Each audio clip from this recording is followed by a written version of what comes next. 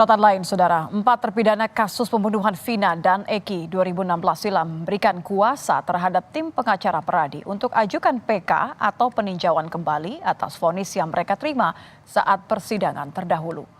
Setelah sempat mengalami kendala untuk bertemu dengan 4 terpidana kasus pembunuhan Vina dan Eki, tim pengacara dari Peradi akhirnya bisa menemui keempat terpidana tersebut di Rutan Kebonwaru, Bandung pada Kamis siang. Keempatnya yaitu Hadi Saputra, Supriyanto, Eka Sandi, dan Rivaldi. Bersedia menerima pengacara dari Peradi sebagai kuasa hukum mereka yang akan mengajukan peninjauan kembali atas vonis seumur hidup dari majelis hakim.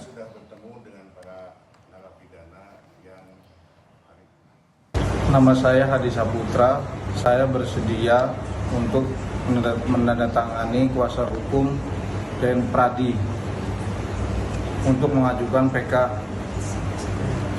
Saya Supriyanto bersedia menandatangani kuasa hukum ke Peradi dengan sukarela. Saya Eka Sandi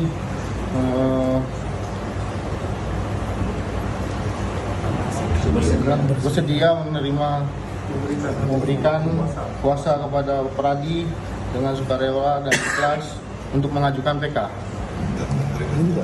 Saya Rivaldi, saya dengan sukarela memberikan kuasa saya kepada PN Peradi untuk mengajukan PK. Polda Jawa Barat telah menyerahkan berkas perkara Peggy Setiawan tersangka kasus pembunuhan Vina dan Eki di Cirebon 2016 lalu ke Kejati, Jawa Barat.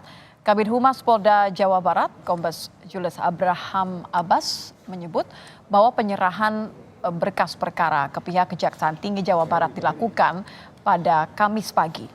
Selain menyerahkan berkas, Polda Jabar tengah mempersiapkan tim kuasa hukum persiapan sidang pra-peradilan yang akan digelar perdana pada tanggal 24 Juni mendatang di Pengadilan Negeri Bandung.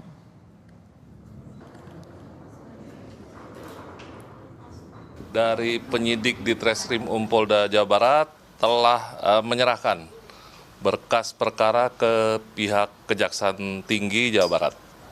Pra-peradilan, gugatan pra-peradilan yang dihadapi, tentu kami sudah menyiapkan tim dari kuasa hukum, tentunya dari Polda Jawa Barat, direncanakan kalau tidak salah tanggal 24. Kejaksaan Tinggi Jawa Barat menugaskan 6 jaksa untuk menangani kasus Peggy Setiawan. Kejati menegaskan para jaksa akan profesional tanpa diintervensi. Berkas perkara yang diterima dari kepolisian akan diperiksa selama 14 hari. Setelah itu, kejaksaan menentukan sikap.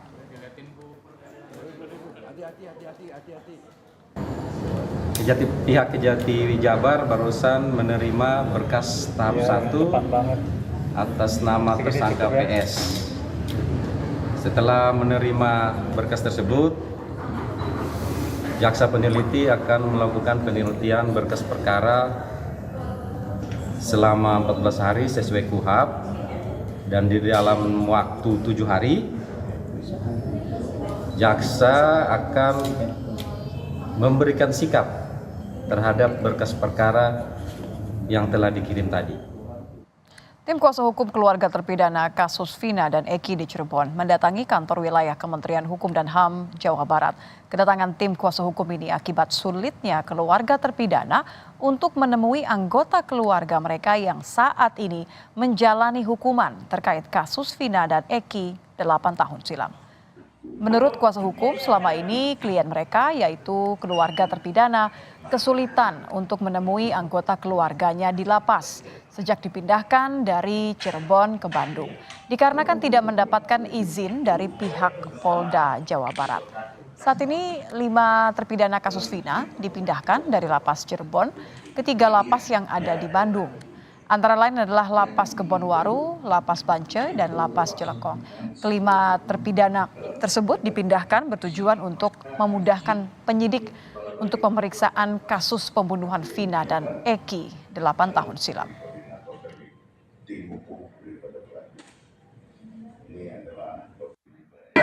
kita bukan berkunjung.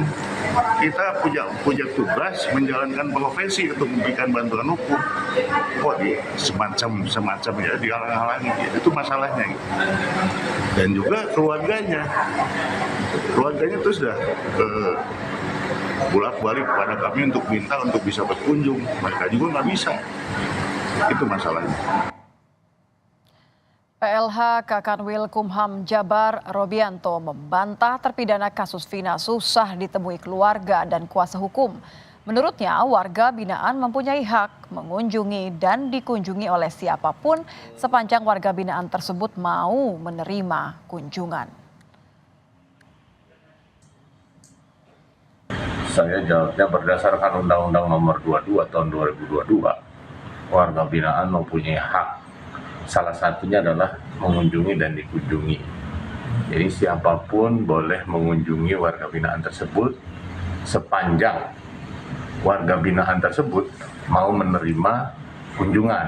Kita juga harus menghargai privasi yang dikunjungi. Kalau dia mengatakan tidak mau dikunjungi, ya kita hargai. Tapi sepanjang dia menerima, silakan siapapun yang berkunjung, keluarga maupun penasihat hukum, silakan berkunjung ke lapas atau rutan di mana tempat dia berada. Kapolri Jenderal Listio Sigit Prabowo menilai kasus pembunuhan Vina dan Eki di Cirebon tidak mengedepankan scientific crime investigation sehingga menimbulkan persepsi negatif di masyarakat. Melalui amanat Kapolri yang dibacakan Wakapolri, Komjen Agus Andrianto di hadapan wisudawan STIK dan PTIK, Kapolri menyampaikan kepada para penyidik agar mengedepankan scientific crime investigation saat menangani suatu perkara. Karena pengungkapan sebuah kasus harus dibuat terang benderang. Selain soal scientific crime investigation, Kapolri juga mengingatkan agar penyidik tak tergesa-gesa menarik kesimpulan. Mengedepankan scientific crime investigation dalam pengungkapan perkara. Dalam perkara pidana, bukti harus terang dari cahaya, lebih terang dari cahaya. Saya mencontohkan pada pengungkapan kasus pembunuhan Dr. Mawarti di Papua. Berdasarkan scientific crime investigation, pelaku berhasil diidentifikasi dengan hasil pengujian sampel DNA pada barang bukti.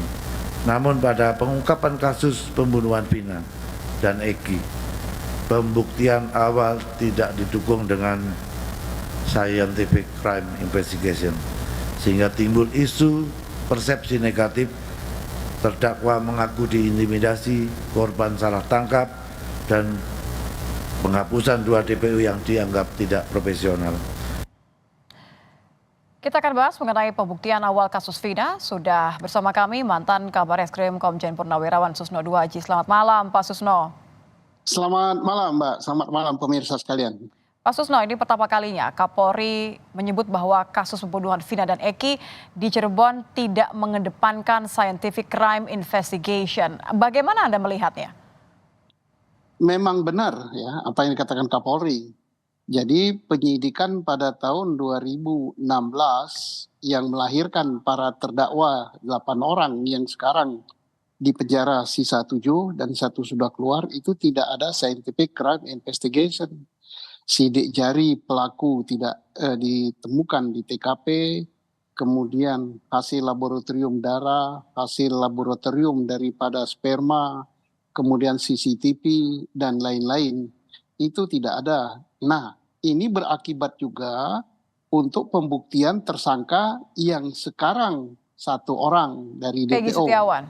Iya, ini tidak ada juga scientific yang diperlihatkan oleh Kadip Humas Polri itu kan baru foto ya. Foto itu tidak ada foto dia Peggy bersama 2 orang. Tidak menyatakan foto itu tidak bercerita bahwa Peggy pelaku pembunuhan. Ya. Oke, maaf saya potong Pak Susno, tapi kita coba untuk balik ke 8 terpidana terlebih dahulu ya, karena yang disampaikan oleh Kapolri lewat Wakapolri adalah kasus penanganan awal kasus Vina. Apa artinya? Karena kan sudah ada 8 terpidana, mereka sudah menjalani hukuman saat ini. Ya, kita tidak boleh melihat peristiwa pidana itu adalah kebenaran formal. Yang pidana adalah kebenaran material. Jangan kita berdalih, misalnya penegak hukum berdalih, wah ini sudah tuntas, polisi sudah tuntas, jaksa sudah tuntas, penyidik sudah tuntas, sudah punya kekuatan hukum tetap. Nah, pertanyaannya, apa betul mereka pelaku? Nah, bagaimana kalau penyidiknya hilaf, jaksanya hilaf, hakim dari semua tingkatan hilaf? Ya itu kan nggak benar. Nah, harus kebenaran material. Anda melihat Nah, bahwa ada kemungkinan itu? Anda melihat bahwa ada kemungkinan ketika dari awalnya saja sudah tidak mengedepankan scientific crime investigation sehingga bahwa ada kemungkinan ini menjadi peradilan yang tidak dapat dibenarkan? Iya, kenapa? Garbage in, garbage out ya. Sampah yang masuk, keluarnya sampah juga. Jadi jangan kita terlalu mengagung-agungkan bahwa ini secara yuridis formal sudah selesai, bisa dipertanggungjawabkan. Pertanyaannya, apa betul mereka itu adalah pelakunya? Kan gitu, harus dijawab. Siapa yang menjawab? Bukan saksi-saksi. Saksi-saksi satu dengan lain kan bertentangan. Bukan visum, bukan juga laporan polisi. Yang menjawab adalah bukti forensik. Nah kita tanya, mana bukti forensik bahwa orang-orang yang terpidana itu sebagai pelakunya? Bukti forensik itulah yang tidak bisa terbantahkan. Bukankah ini kasus pembunuhan berencana dan pemerkosaan? Nah itu bisa dijawab dari darah. Adakah darah daripada korban pada baju atau pada tubuh daripada pelaku? Adakah sperma dari pelaku pada tubuh korban? Adakah tangkapan dari CCTV terhadap para pelaku? Kalau tidak ada Adakah? semua bukti forensik itu bagaimana Pak Susno? Kalau tidak ada semua yang mengandalkan keterangan saksi, unggul-unggulan saksi, kan saksi bisa berbohong. Jangankan saksi saling bertentangan, 100 saksi suaranya sama, kan bisa bohong kan? 100 orang bisa kompak kan? Nah keterangan saksi itu harus didukung bukti lain. Nah kalau nggak ada bukti lain, nanti kan pihak lain ngajukan saksi juga yang saksi bertentangan. Manakala ada saksi-saksi bertentangan, maka saksi itu saling melemahkan. Nah, untuk memperkuat keterangan saksi itu harus ada forensik. Nah, forensik itu harus mutlak. Apalagi ini pembunuhan, perkosaan, tentunya harus ada. Nah, kemarin misalnya visum 2016 dinyatakan oleh Kadip Humas sangat mengerikan. Nah, ya sangat mengerikan visumnya. Tapi kan dari visum itu kan belum diketahui pelakunya siapa. Nah untuk tahu diketahui pelakunya siapa itu laboratorium. Laboratorium, tes DNA gitu kan. Sebagaimana dibacakan Pak Wakapolri tadi. Kemudian tes DNA darah, DNA sperma dan lain-lain. Termasuk tes juga sidik jari, kemudian tes CCTV, mengecek HP-nya. Nah kalau di HP dijelaskan bahwa pada saat itu para pelaku itu berada di TKP. Ya kan udah nggak bisa dibantah lagi gitu. Artinya ini juga tadi Anda sempat mengatakan bahwa selain dari 8 terpidana ini juga harus dipastikan bagaimana dengan penetapan tersangka Peggy Setiawan. Ini juga artinya tidak ada yang berbeda ya, harus sama. Iya harus sama. Kalau 8 terpidana itu tidak melakukan, mereka tidak kenal sama Peggy, ya bagaimana? Kan kejahatan bersama. Kejahatan bersama harus kenal. Nah, katanya ada salah satu atau salah berapa kenal dengan Peggy. Betul dia Peggy.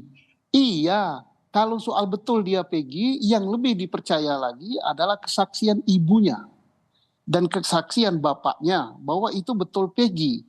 Tetapi dalam perkara ini yang ingin dicari itu bukan betul dia Peggy, tapi apakah dia pelaku pembunuhan dan perkosaan itu. Nah itu yang harus dibuktikan. Kalau soal Peggy tak perlu ditanya temannya sekelas. Nah kemudian tidak bisa dibuktikan bahwa Peggy berpindah-pindah tempat kos atau bapaknya mengganti nama dia menjadi Robi. Ada 2 identitas. Iya, dengan dia 2 identitas, 100 identitas, mengganti nama jadi Robi, ganti nama jadi siapa, itu bukanlah bukti bahwa dia pelaku pembunuhan. Kalau misalnya itu tidak menjadi bukti yang kuat, kenapa dong polisi menggunakan hal-hal seperti itu untuk menjadi bukti? Ya silakan saja, itu bukan bukti, kan tidak ada di 184. Itu kan kecurigaan. Kecurigaan itu boleh dipakai untuk alat mencari alat buktinya. Nah, baru ditanya, mengapa dia pindah-pindah? Mengapa dia ganti nama? Itu yang harus dibuktikan. Jangan dicari kesimpulan, oh dia ganti nama. Oh bapaknya ngakui dia sebagai keponakan. Itu tidak menunjukkan bahwa dia sebagai pelaku. Misalnya kalau penyidik mengatakan buktinya dia ganti nama, buktinya dia pindah-pindah, maka dia dicurigakan, kesimpulannya kan dia dicurigai sebagai pelaku kan. Oke, kalau dilihat dari kondisinya sekarang Pak Susno, jangan-jangan ada kecurigaan bahwa memang polisi tidak bisa menemukan bukti yang cukup kuat. Ya makanya kita uji di depan pengadilan. Nah kalau hakimnya, hakim pra-peradilannya clear and clean, bijaksana, tidak memihak kepada siapapun kecuali mihak kepada kebenaran dan keadilan, ya mari kita lihat. Dan seluruh bangsa Indonesia akan menyaksikan pra-peradilan itu. Jadi kita, gini ya, saya ini tidak memihak Peggy ya, sama sekali saya tidak memihak. Saya tidak memihak juga kepada penyidik, yang saya pihaki adalah kebenaran dan keadilan. Ya, sepakat. Dan kalau betul Peggy itu terbukti sebagai pelakunya, hukumlah dia sesuai dengan kesalahan. Tapi kalau bukan, bebaskanlah dia. Dan ingat, penyidik, jaksa, hakim selalu mengatakan lebih baik membebaskan 1.000 orang daripada menghukum orang tidak bersalah. Baik. Ya buktikan. Dan kita lihat bagaimana nanti di pra-peradilan. Terima kasih Pak Susno sudah bergabung bersama kami di Kompas Malam. Mantan Kabar Eskrim, Komjen Purnawirawan Susno Duaji. Selamat malam Pak Susno.